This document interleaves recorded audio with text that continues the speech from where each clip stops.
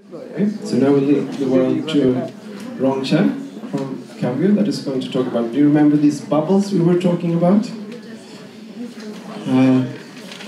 Where we had the red one with clinical decision support. That's where we're going now. We've been in the documentation models, we've been with Snow Wiglet in the blue part, now we're going over to the decision support parts. Yeah, thanks. A quick introduction for myself. I'm trained as a medical doctor. I moved to the dark side to study health informatics and get closer to computer science and software development. I've been working for Cambio Healthcare Systems for the last 10 years. But this is not a presentation about Cambio Cosmic. Many of you are using day to day. This is about clinical decision support systems. Actually, I don't have many slides in this presentation. I want to give you a brief introduction of what is the CDS product area and show examples on a commercial CDS solution built on top of the commonly available models and hopefully give you a concrete feeling of what is CDS. This is a picture stole from Stan's presentation about CDS. The question here is, where is the patient?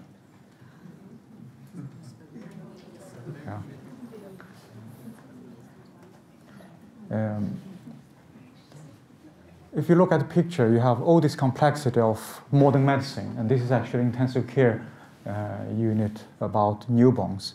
All the wiring, all the technology, all the machineries, and so on. And then we have the patient there. So this illustrates the kind of complexity we're facing today in modern healthcare. When we make decisions, when we have patient encounter, this is kind of complexity we're facing. But in other contexts, when the complexity is not on the face, we also have very complex situations.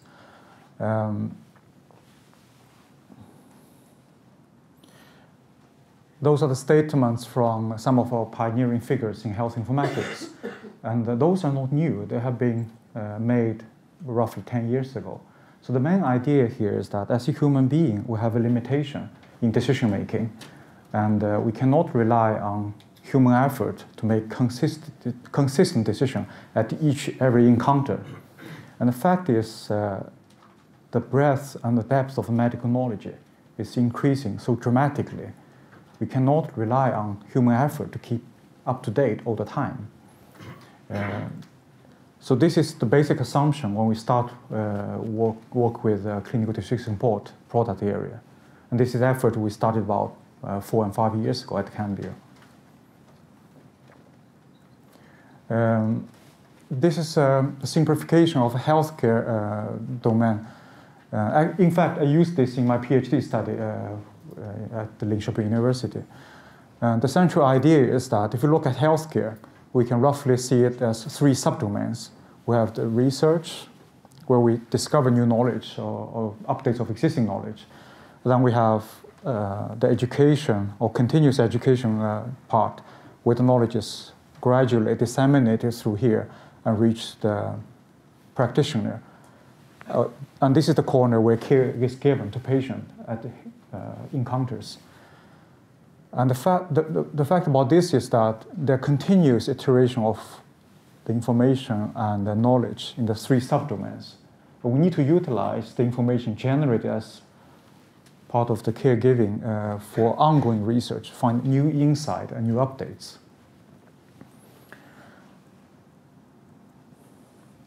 When the knowledge is moving from this research corner and gradually through the education, the problem today is that it takes too much time. And often when I ask a question like this with students and so on, and they're really surprised about this number.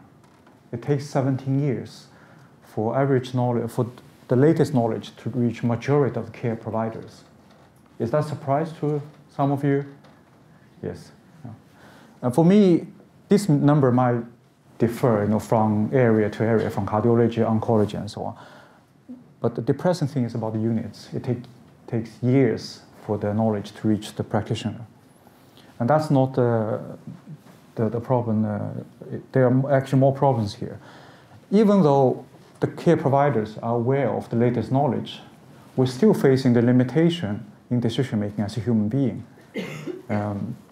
In psychology and the cognitive science, we know that as a human being, we can, in average, hold 7 to 8 entities at the one context.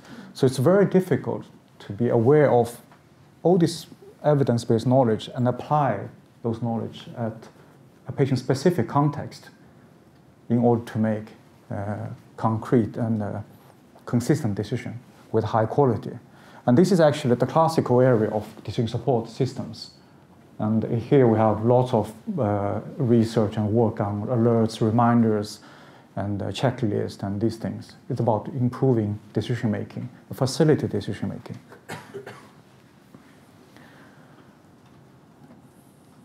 And ideally, when we have lots of information gathered through care providing activities, we want to use the outcome data, follow-up data, and diagnostic data to enable continuous research. In this country, we have 100 or so national registry, single condition-based clinical repository, enable us to do quality improvements and clinical research and so on. On the positive side, it does really make big difference in clinical research and enable us to do really some advanced research in rheumatology, cardiology, and so on. But if you ask anyone that has been working with quality registry and so on, you know the suffering and you know the problems with the registries. They are often resulting in double, triple data entries and all the errors and so on. Last year, I was sitting with a group of cardiologists in one of the university hospitals here. And some clinicians describe the feedback from quality registry as a Christmas gift. So by that I mean you get feedback from quality registry once a year for what you have done in the past years as kind of feedback for improvement. Now think about it like this. To improve the decision-making, to fine-tune our decision-making behavior, we need feedback. If it happens once per year, it's not ideal, right? So we need to increase this feedback loop. So it's about information and knowledge, and certainly we cannot afford this 17 years in knowledge dissemination. And we need to bridge the gaps in decision-making. So this is the reality. Actually, when I present this to many health informaticians, clinicians, and co-workers in IT industry, this is a common picture. This has been there for a very long time. And actually, this was represented as potentials for electronic health record system, a system like Cambio Cosmic and so on. So we can use digital or computerized methods to bridge the gaps in healthcare. And this is our starting point for designing our clinical decision support system. I will touch upon a little bit of informatics later on, but I will dive into directly to the product introduction. So this is a commercial product. We contracted our Swedish regions in here, and we actually delivered all the products this year to one of the regions. So we start with a knowledge manager. This is not to be confused with the Ocean's clinical knowledge manager. This is a different kind of knowledge manager. And it's a repository of computerized artifacts using standards, specifications, and so on. And we try to use as much standards as possible in this repository. And there are different kinds of models. And if time permits, maybe I can do a quick demo if we have internet access here. So knowledge manager, that's a repository for us to put computerized knowledge. As soon as we have computerized knowledge, models, rules, and terminology bindings, by connecting these models to a large database we have from the EHR, from different kind of clinical repository, we can quickly give with so-called dashboard studies. And these studies are a generic way to declare your observations on the patient group over time. You can preserve certain parameters using the models in the knowledge manager, and typically on the patient cohort, and have this retrospective feedback.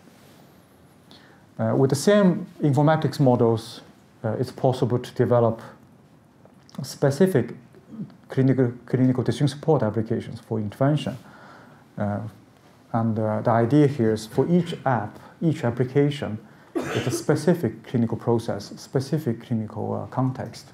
We bring all the necessary information to one screen to facilitate decision making. And the idea here is also that with the clinical models and the business logic specified in a generic way, the development for actual app will be minimal.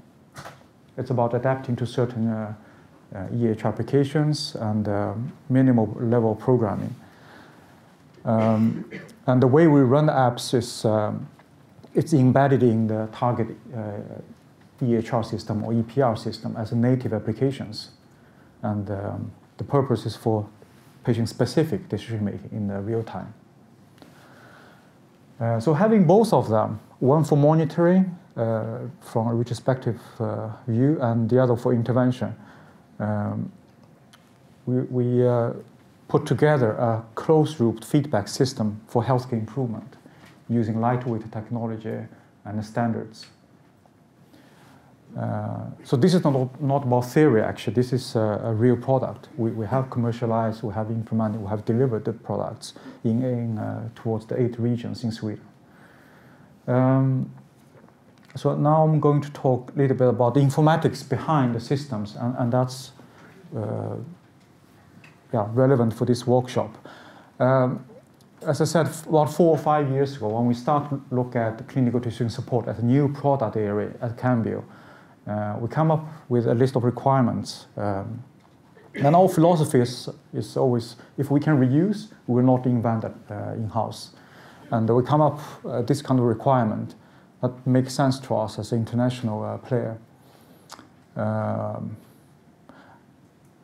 think I'll mention a couple of them, and then we move on.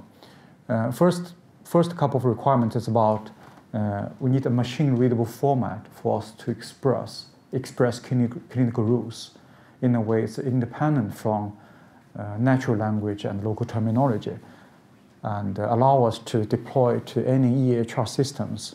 And this is a bit counterintuitive. We want to have the apps running within the EHR system, but still we want to have this independency, so we can actually develop, we can evolve the apps independent from the EMR systems. And for the reason that I mentioned, we need to move these things quickly in order to bring the innovation to the front line of clinicians.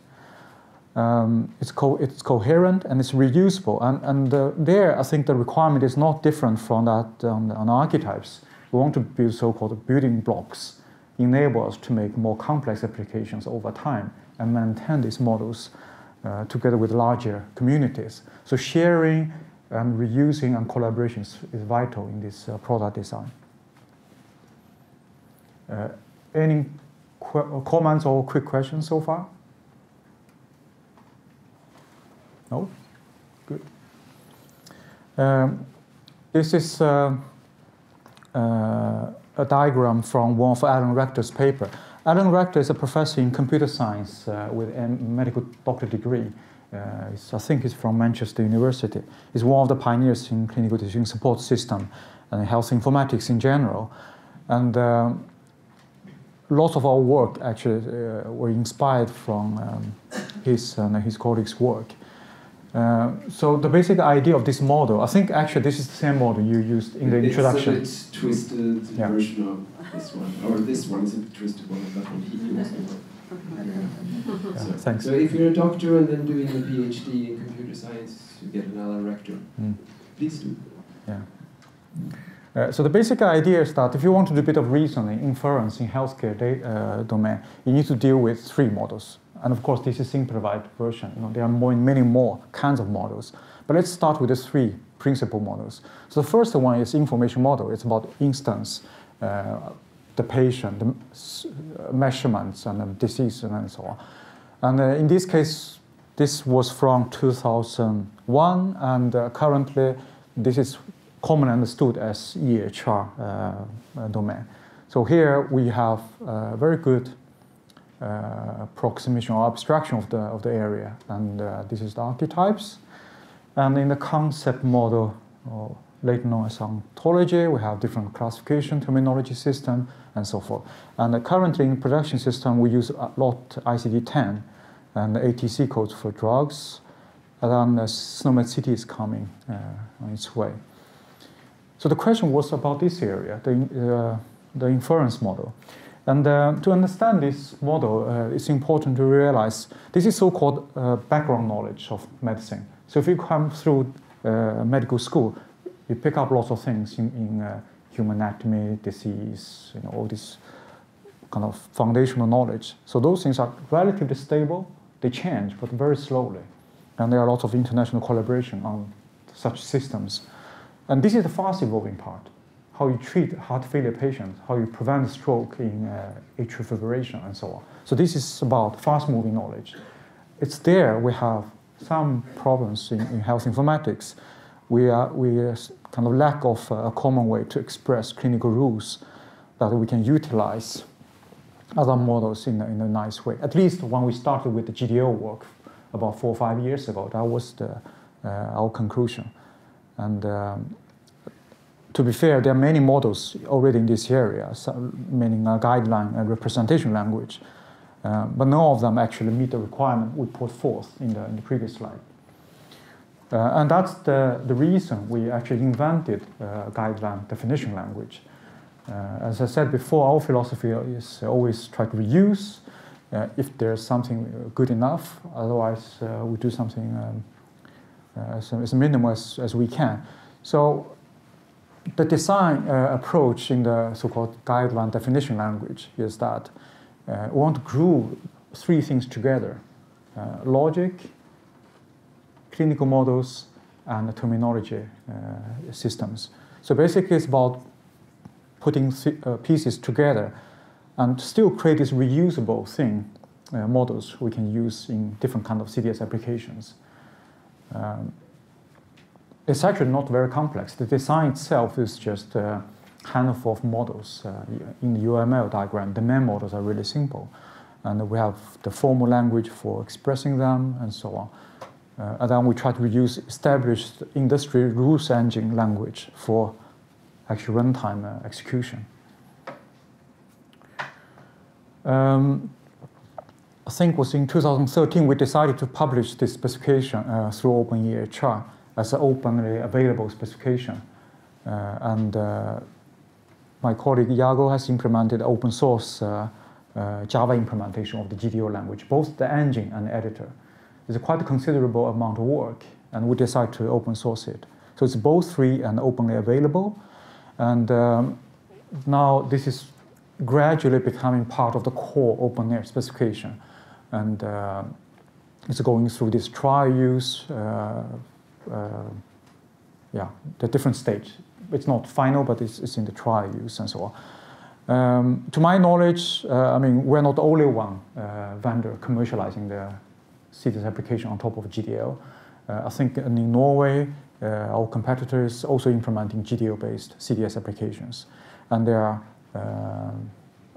Slovenian company doing GDL applications as well.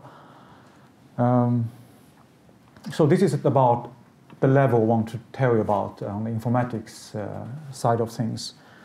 And if you are really interested, you can approach me offline. Yeah, this is the editor you can download. There's a GitHub open source project. You can download the binary and the source code, everything. Yeah, so just a quick a few screenshots of the application itself.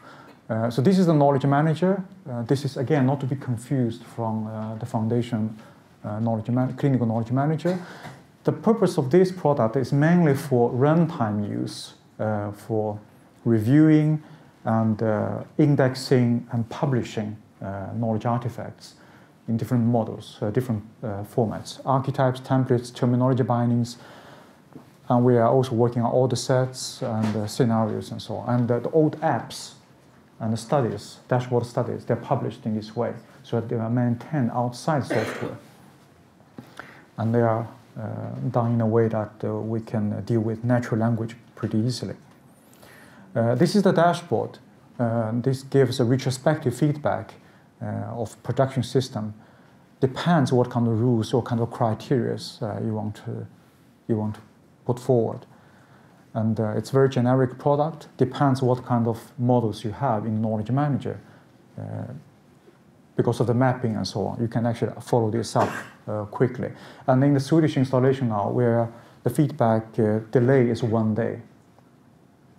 Now imagine you can in the morning ward meeting, you can stand in the corridor, talk to your colleagues, and look at what you have done yesterday or last week.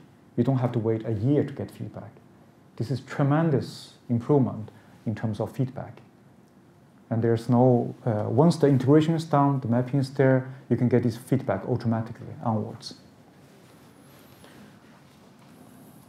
I'm going to talk about stroke prevention application in AF as example of the apps we're doing.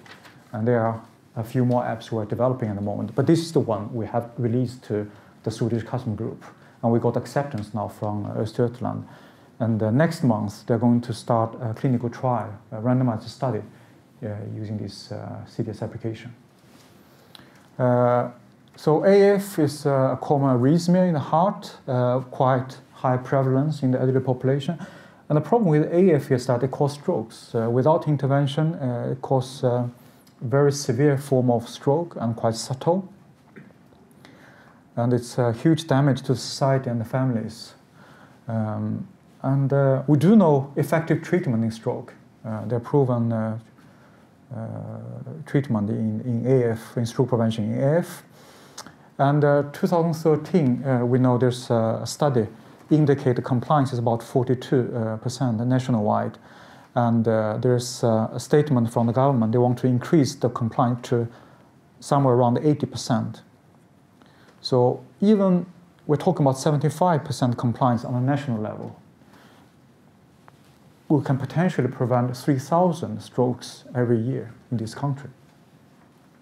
It's huge potential around these things. And then it's a collaboration we had with the cardiology department of the University Hospital here in Östergötland. And we did one estimate. It was about 150 preventable strokes in this region every year only.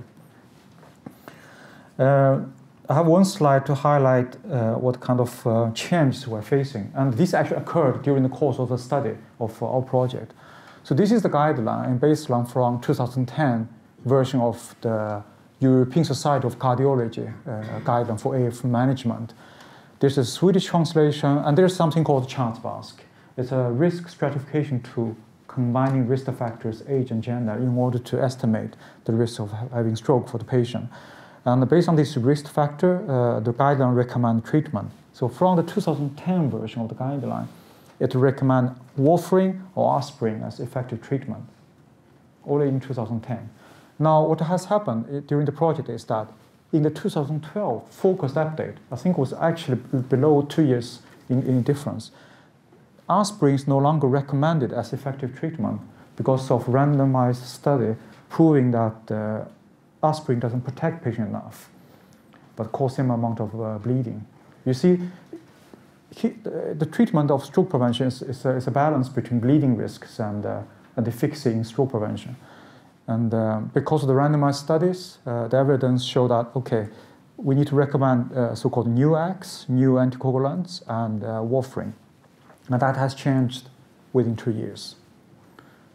So for that reason, we cannot wait 17 years to implement the latest knowledge. We have to move faster. And actually, we see that the trend is that this kind of updates is increasing.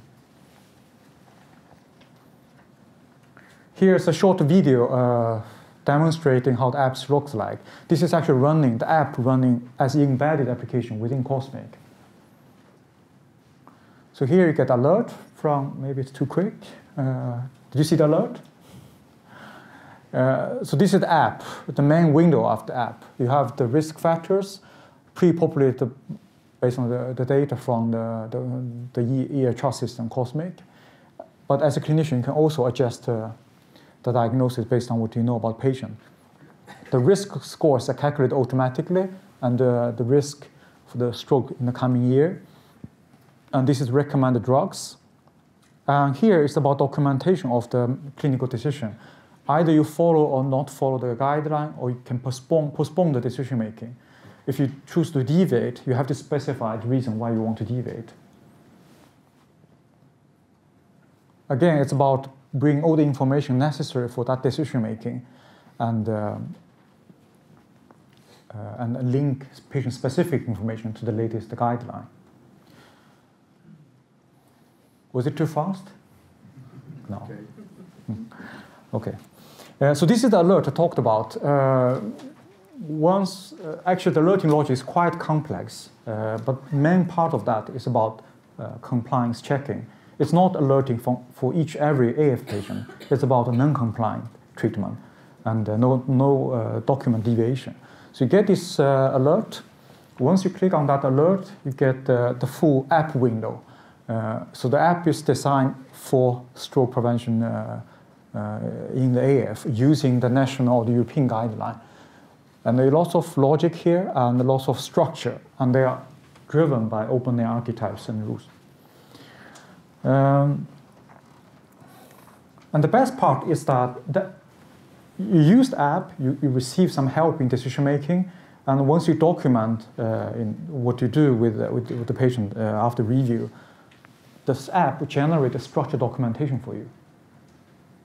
So you don't need to dictate what do you do with the patient. You don't need to write narrative comments or feedback.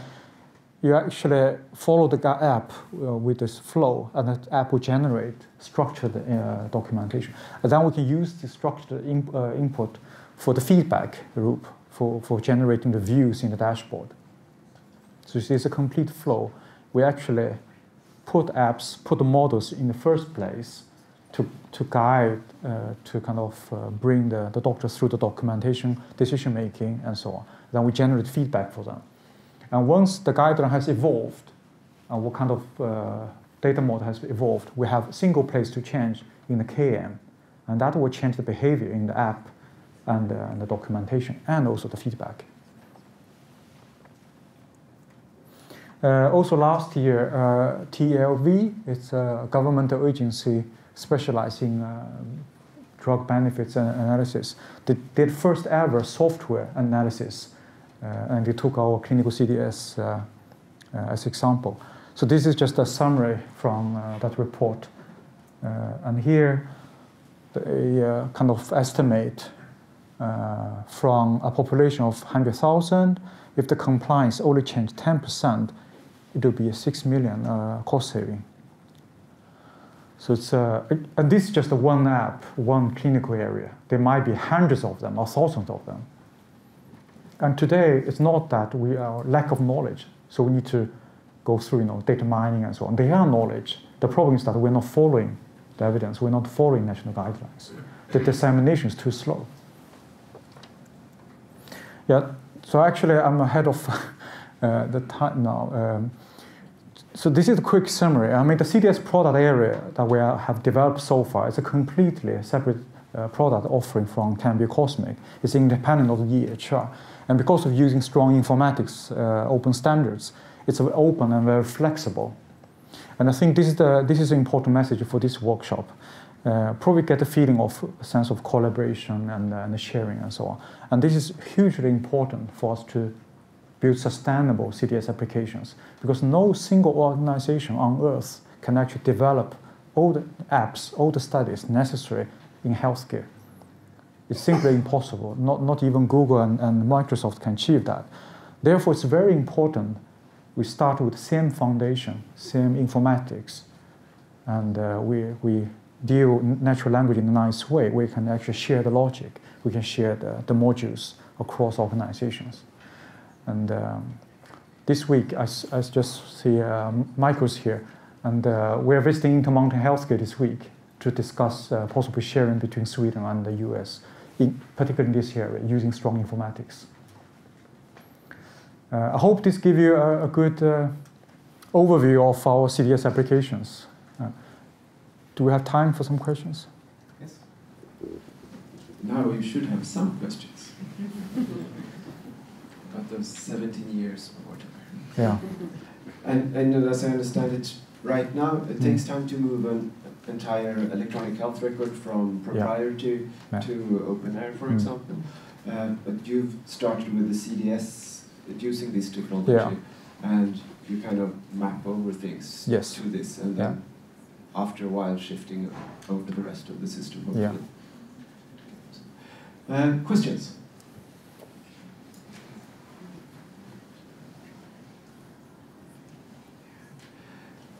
I'll take one more. Okay, sure. Okay, so now you have with this that you can actually share rules, and you need to have the information models shared, and you already have the technology. So in theory, or actually in practice, you could share the ones with your competitors. Share the clinical decision rules. Yeah, and that's hugely important. That we have to start from the same foundation, using the same blood pressure, use same diagnosis, medication archetypes, and that's a prerequisite for sharing. Otherwise, if you start, even the standards are the same, you can still have different definition, and that would defeat the purpose of sharing. I think that's always underestimated. Yeah. By the way, I brought some product sheets of our CDS product and the stroke prevention, so feel free to grab a copy. It's over there. Yeah. Thank you very much.